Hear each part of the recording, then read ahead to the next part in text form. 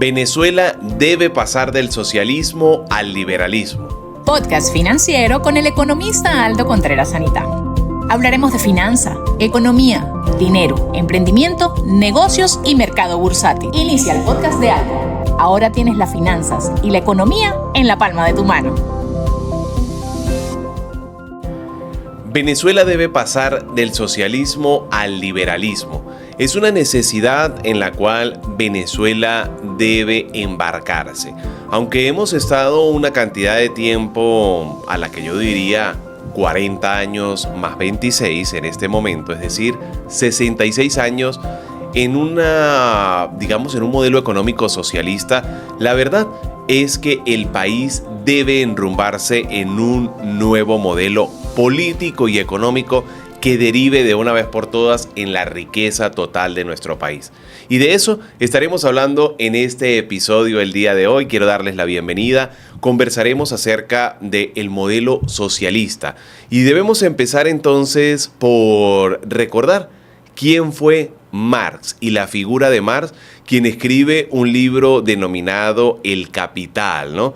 Y es Marx precisamente quien empieza a criticar en su libro al capitalismo y quien funda precisamente las ideas de la izquierda, las ideas del comunismo, que luego se deriva en un socialismo y llega a nuestro país supuestamente en un socialismo del siglo XXI. Socialismo que seduce a las masas, socialismo que seduce entonces a una gran parte de la población, socialismo en el que muchos querían cambiar del modelo económico denominado socialcristianismo o acción democrática por llegar al famoso movimiento al socialismo, el MAS, con el cual es el partido que en 1998 inicia en 1999 el expresidente Hugo Chávez y en donde inicia el declive total de la economía del país. No solamente porque vive la única hiperinflación que ha vivido Venezuela en toda su historia, sino porque además se da la primera y única migración que ha tenido nuestro país, una migración que puede ser comparada con escenarios solamente posguerra. Entonces, de algún modo empezamos a comprender y empezamos a tener un análisis comparativo de lo que es precisamente el socialismo. El socialismo inicia de algún modo en la mente de las personas muchos años atrás. El socialismo inicia cuando el resentimiento empieza a hacerse presente en la vida de cada uno de esos agentes económicos. El socialismo inicia cuando creemos que los ricos son malos o que los ricos son ricos porque explotan a los pobres. Y preguntémonos entonces, ¿pueden los pobres ayudar a los pobres o son los ricos precisamente los que ayudan a los pobres a salir de ese flagelo llamado pobreza o pobreza extrema? Entonces es cuando uno en realidad empieza a entender cómo se genera la riqueza, cómo se crea la riqueza dentro de un país, cómo se hace precisamente para que los ciudadanos dentro de un país puedan llevar su economía a la senda del crecimiento económico. Ya lo dice el Banco Mundial cuando establece que pues, una persona es pobre cuando gana menos de $2 al día, ¿no? Sin embargo, en Venezuela, pues gran parte de los últimos, 2014, tal vez 2022 aproximadamente, el salario se vio completamente comprometido. En algunos momentos recuerdo que cuando el último salario en Venezuela se fijase en 130 bolívares, eran al tipo de cambio de ese momento $30 de los Estados Unidos de Norteamérica. Imagínense en pleno siglo XXI fijar un salario en el cual pues era apenas de $30 y a la semana siguiente ya estaba en $27 producto de la inflación. Y eso nos da cuenta de aquello en lo que las economías nunca deben caer, que es precisamente promulgar o profesar ese modelo de socialismo del siglo XXI. Al final, ¿es el socialismo la salida al modelo económico? ¿Es el socialismo eso que ayuda a las familias a progresar? ¿Es el socialismo en donde se crea innovación, investigación, desarrollo, tecnología? ¿Logró Marx sacar a su familia adelante? ¿O más bien dejó morir a sus hijos como narra la historia? ¿Es el socialismo el generador digamos, visualmente de grandes infraestructuras y de grandes modelos económicos. Y algunos me empezarán a decir, no, Aldo, pero es que en China el comunismo sí ha funcionado, y es que en China las cosas son diferentes, y es que el socialismo es dependiendo del país en donde se aplique. Y no, precisamente no. China sigue teniendo un modelo comunista en el que el control social sigue estando presente, en el que las libertades políticas no existen. En China no existe la libertad a la propiedad privada, y usted no puede tener un documento de propiedad ni de su terreno, ni de su finca, ni de su granja, ni de su fábrica, y mucho menos de su casa. Entonces, el socialismo o el comunismo, como se ha querido vender para venderlo de algún modo un poco más light, al final lo que trae precisamente es la pobreza de las naciones. Pasó en la Unión Soviética. ¿O es que en 1989, cuando cayó el muro de Berlín, hacia dónde corrieron los alemanes? ¿Hacia la Alemania socialista o hacia la Alemania liberal? ¿A dónde corrió la gente? ¿Qué narra la historia aproximadamente 38 años después de la caída del muro de Berlín en 1989? Cuando dijimos, bueno, si pudiésemos tener un comparativo en el cual yo tuviese que comparar dos países que fuesen exactamente iguales, que hablasen el mismo idioma, que tuviesen las mismas creencias, que fueran exactamente iguales, y eso casi que científicamente era imposible de comparar y era imposible de medir. Pero resulta que Alemania nos da precisamente en esa Alemania oriental y en esa Alemania occidental la posibilidad de comparar a dos lugares, a dos territorios con 4 estaciones, con el mismo idioma, con las mismas oportunidades, con el mismo nivel cultural, la misma idiosincrasia, para comparar el socialismo versus el capitalismo o el socialismo versus el liberalismo. Y entonces encontramos que en la Alemania liberal precisamente no había escasez, no había desabastecimiento, no hubo hiperinflación, no hubo persecución, pero en la Alemania comunista existía entonces precisamente antagónicamente todo lo contrario, ¿no? Hubo un retroceso económico, hubo hiperinflación y hubo una cantidad de desapariciones forzadas, no había respeto a los derechos humanos, y entonces ya en 1989 la gente dijo: no queremos el comunismo, no queremos el socialismo, porque es un modelo político y económico que cercena las libertades y que al final no sirve. Sin embargo, para volver a ser un ejemplo y para volver a decirle a la humanidad que no funciona, entonces la Corea del Norte de Kim Jong-un versus la Corea del Sur, entonces vuelven a hacer exactamente lo mismo. Corea del Norte con un modelo comunista, Corea del Sur con un modelo liberal completamente capitalista, le vuelven a mostrar al mundo cómo el hambre, la pobreza, la miseria, el atraso, las armas nucleares están presentes en la Corea de Kim Jong-un, mientras en la Corea del Sur hay presencia de chaebols, de grandes conglomerados económicos, del desarrollo de empresas como LG o empresas como Samsung, de la creación entonces de riqueza, de prosperidad, de desarrollo y de crecimiento económico. Porque es que en China también existió la figura de Deng Xiaoping, quien le hace y le muestra Deng Xiaoping, luego de hacer una maestría en economía en Francia, a la China comunista, cómo precisamente se genera riqueza y cómo se puede crear capital que permita de algún modo tener una economía mucho más diversificada, tener una economía que genere riqueza, en donde los factores de producción vayan mucho más allá de lo que constitucionalmente hemos conocido como tierra, trabajo y capital, para sumar tecnología e innovación. Es precisamente la innovación, la investigación y el desarrollo lo que le ha permitido en los últimos 30 años a los países llevar sus economías al siguiente nivel, llevar sus productos internos brutos a un crecimiento completamente real de sus economías, a controlar la inflación, a permitir precisamente, como ya lo decía Milton Friedman, a superar al peor de los impuestos, que es la inflación.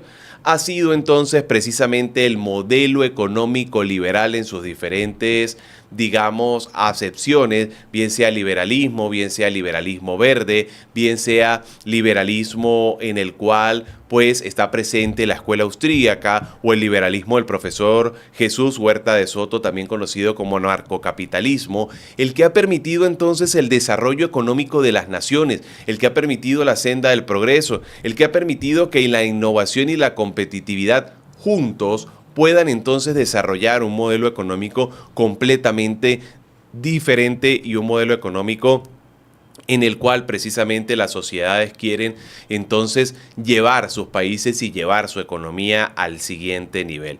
En Venezuela, el socialismo inicia entonces cuando empezamos a levantar la mano para que el Estado todopoderoso y el Estado omnipotente empiece a regalarnos ciertas cosas. Cuando el Estado omnipotente y el Estado que todo lo puede empiece a decirnos qué hace y qué no hace.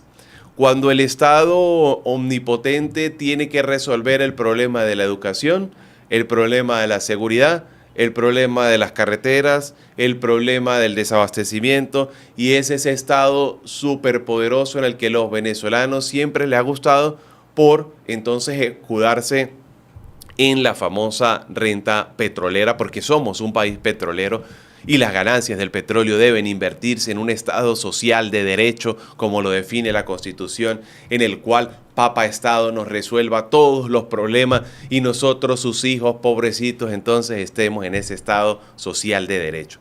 ¿Es esa la salida?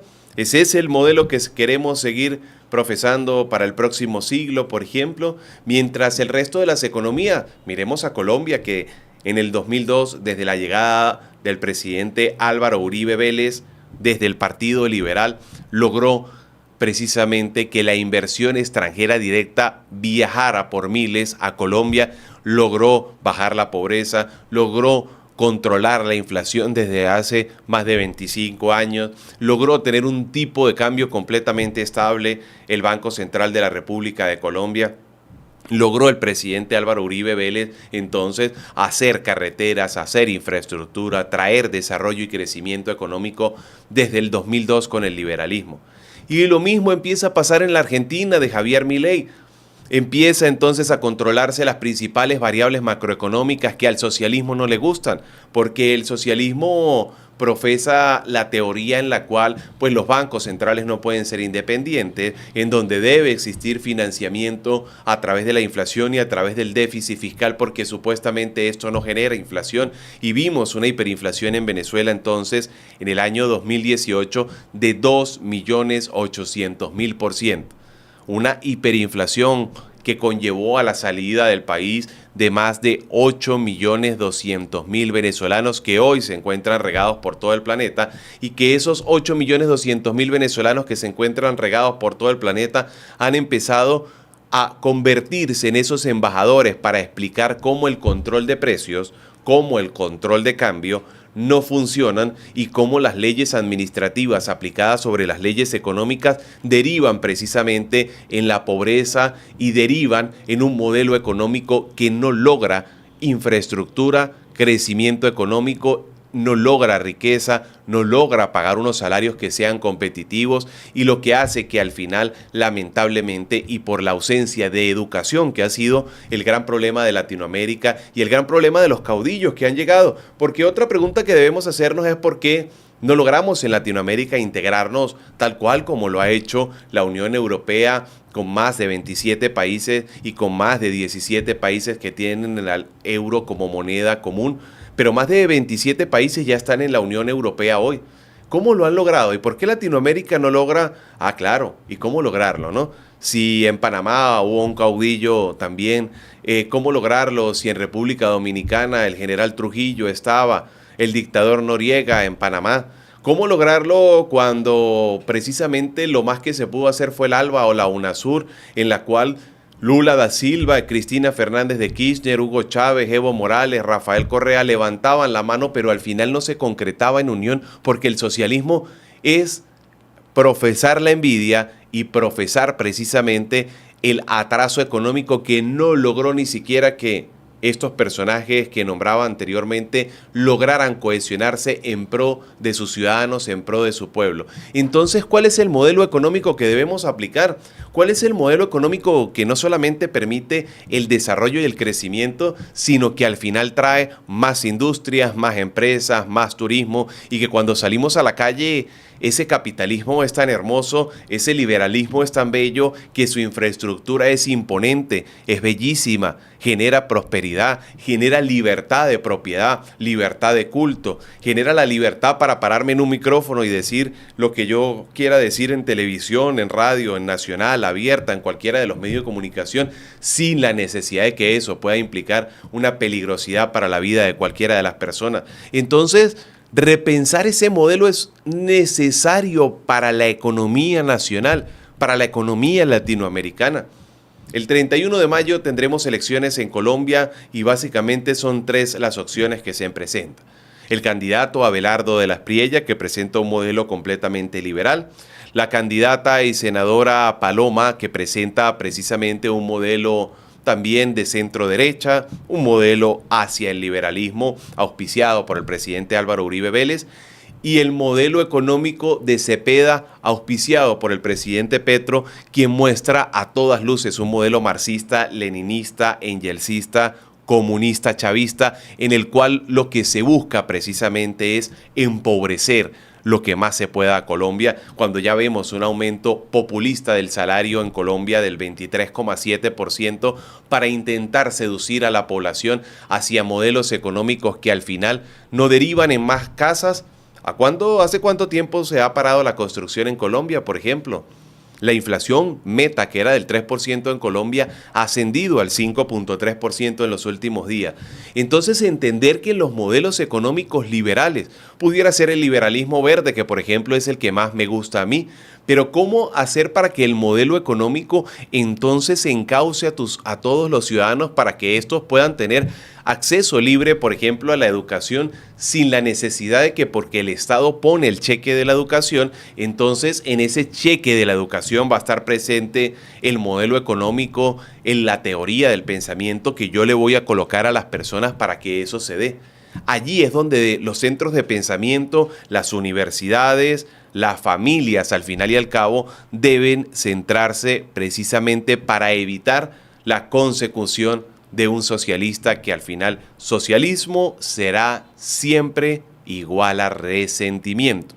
Y es ese resentimiento muchas veces del no lograrlo, del creer que los ricos son ricos porque han explotado a los pobres, o de creer precisamente que las oportunidades no llegan porque un grupo las coloca en una oficina, ha sido lo que no ha permitido a la economía de la región ir al siguiente nivel. ¿Recuerdan por allá en la presidencia de Carlos Andrés Pérez? Yo estaba muy niño y recuerdo que mi hermana estudiaba en una escuela pública. Yo debía estar en algo así como primero o segundo grado y mi hermana debió estar en sexto grado aproximadamente, cuando el decreto 127, si mi memoria no falla, que a pesar de que estaba muy niño y cosas que recuerdo bastante bien, llegaba un bolso con útiles escolares, ¿no? Recuerdo que era un bolso azul en el que llegaban unos lápices, llegaban unos litros de leche, llegaba algunos cuadernos, a algunos les llegaba la famosa beca, ¿no? Y desde ahí empieza el socialismo. El socialismo empieza entonces desde la famosa ayuda social que busca darle a la persona el pez, el pescado y no la caña de pescar.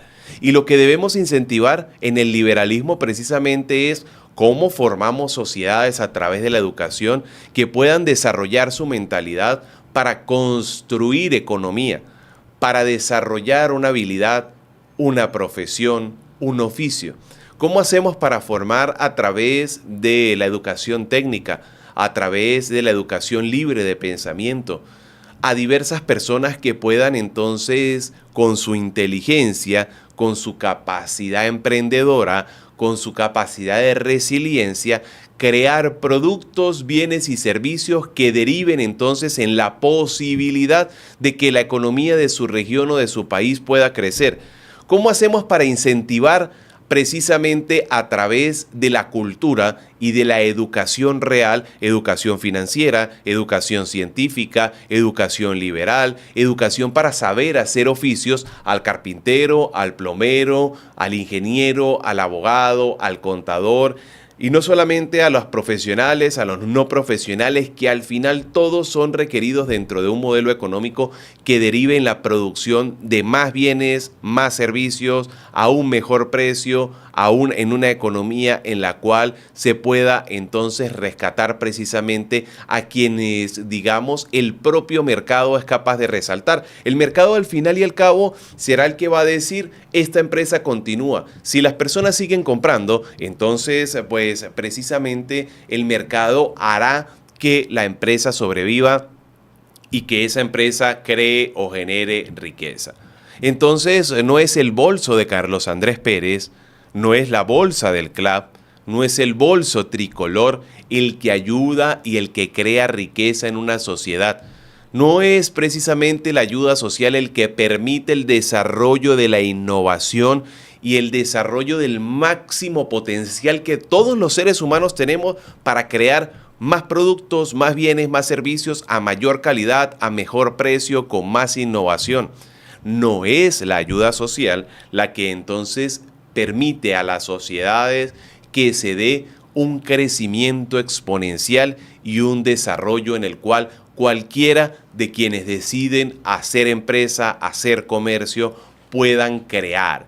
Y en la creación, precisamente en la innovación, es donde están las grandes riquezas y las grandes cantidades de dinero, que es lo que debe perseguir la economía.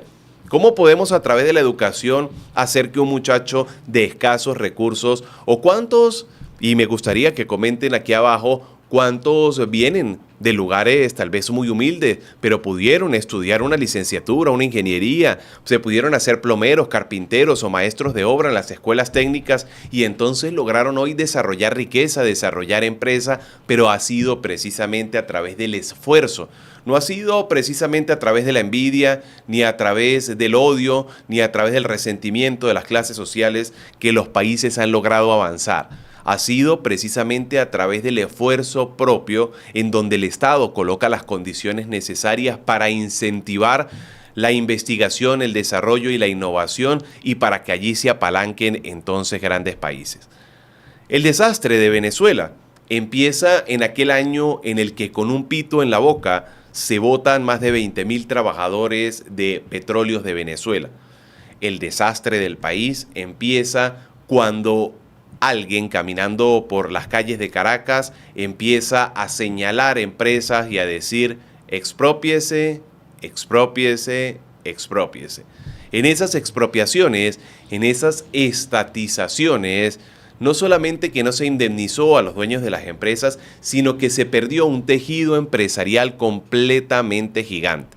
Adicionalmente a ello se perdió la confianza, la inversión extranjera huyó rápidamente del país que había sido uno de los países más prósperos de Latinoamérica y que había sido el país en el que en 1950 más de 300.000 italianos, por ejemplo, habían llegado, más de 100.000 españoles, habían llegado alemanes, habían llegado una cantidad de europeos después de la Segunda Guerra Mundial a hacer pues su vida en este país que tenía un boom petrolero y recién descubría y empezaba a desarrollar completamente su economía.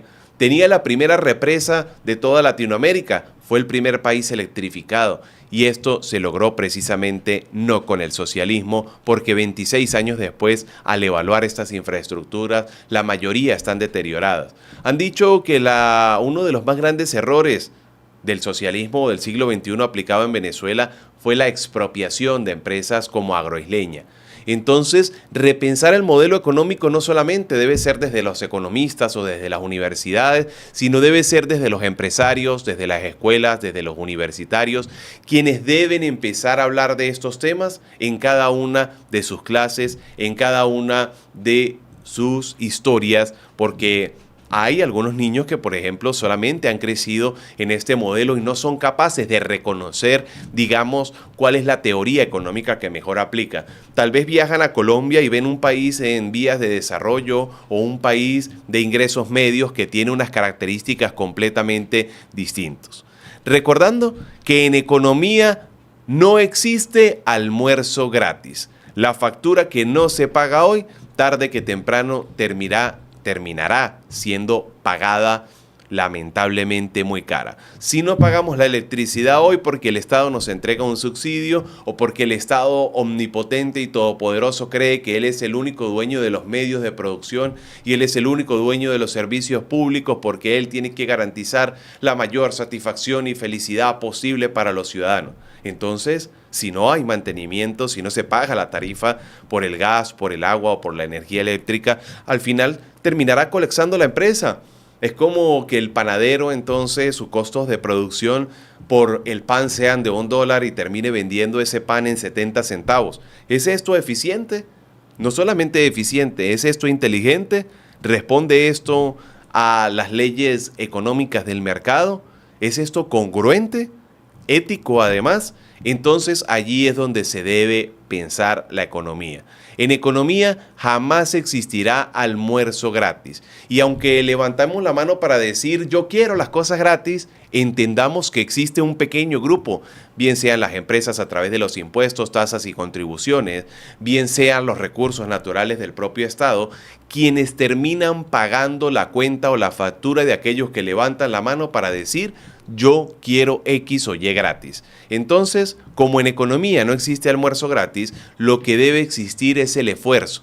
Y esfuerzo debe ser igual a recompensa. Y esa recompensa se traduce en económicamente más dinero. Y a mí me corresponde, lógicamente, hablar precisamente de todo lo que tiene que ver con la riqueza material.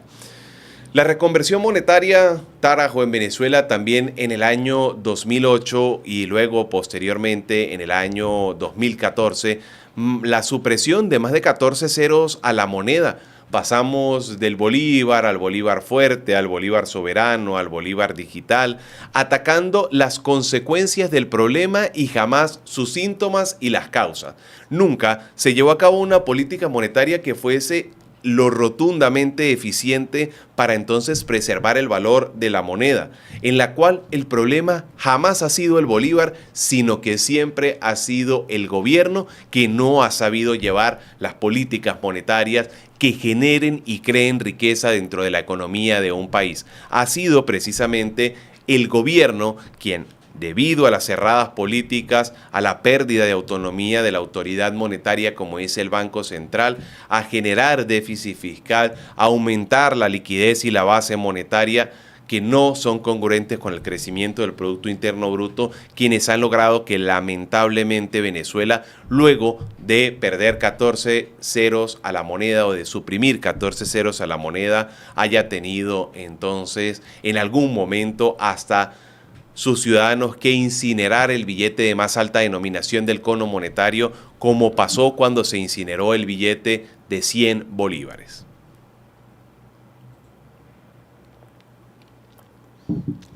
Venezuela llegó entonces a la hiperinflación en el año 2018, a la escasez y el desabastecimiento completo. Recordemos que en Venezuela se crea la SUNDE, pero que antes se llamó la Superintendencia Nacional de Costos y Precios Justos, la SUNACOP, quien se encargó a través de Carlín Granadillo, economista, regular 19 productos esenciales dentro de los que se encontraban las toallas sanitarias, el papel higiénico por el que fuimos burla en todo el planeta Tierra, así como la leche en polvo y otros productos como las compotas, por ejemplo, recuerdo, y en los que entonces llegamos a índices de escasez de hasta el 97 o el 100%.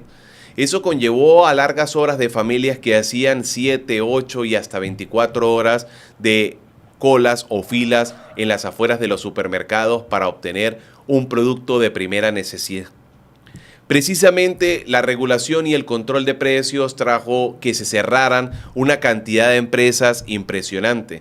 La escasez, la hiperinflación y el desabastecimiento conllevaron a la huida forzada por nuestras fronteras de más de 8.200.000 venezolanos que hoy se encuentran en Europa, Estados Unidos y Latinoamérica.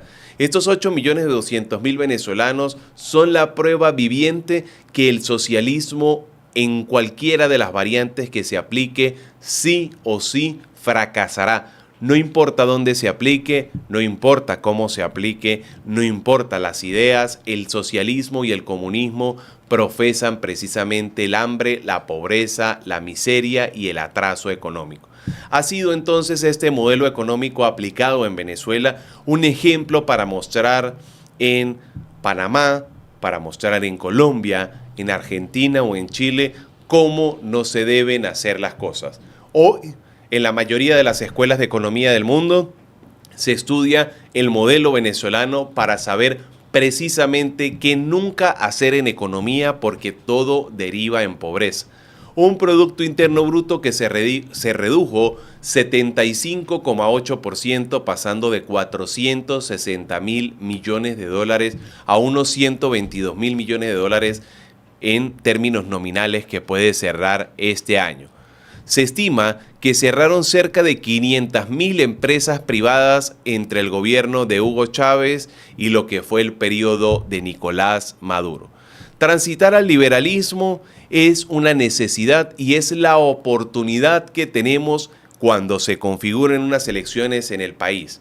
La infraestructura se podrá arreglar, los puertos y los aeropuertos se van a reconstruir, los edificios se construirán, pero la mentalidad y el aprendizaje que no tenemos por 66 años de socialismo, debemos dejarlo de lado para empezar a explicarle a nuestros hijos, para empezar a explicar en las escuelas y en los liceos qué es el liberalismo y cómo se puede lograr.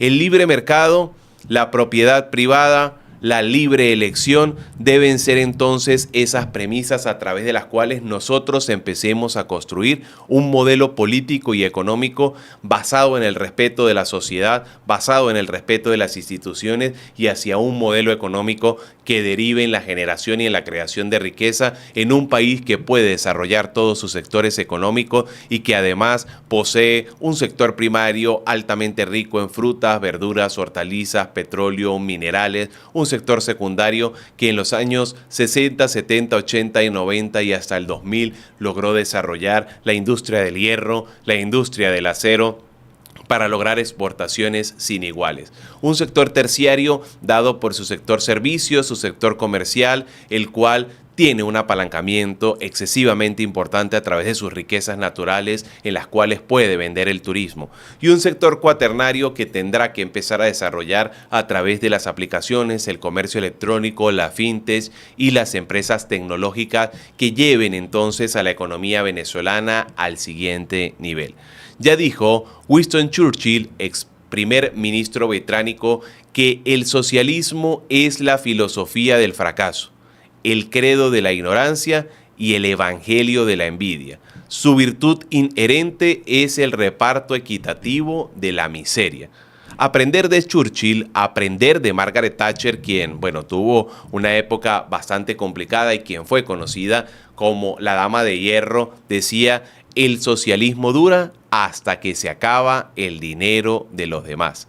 Entonces, construir esa mentalidad liberal será necesaria para echar a andar la economía venezolana, la economía argentina, la economía colombiana y la economía latinoamericana en general. Entender que solamente el liberalismo genera riqueza y esa riqueza es la que se puede traducir en menos pobreza, será necesario, y construir desde todos los lugares de nuestra sociedad la mentalidad liberal será oportuno.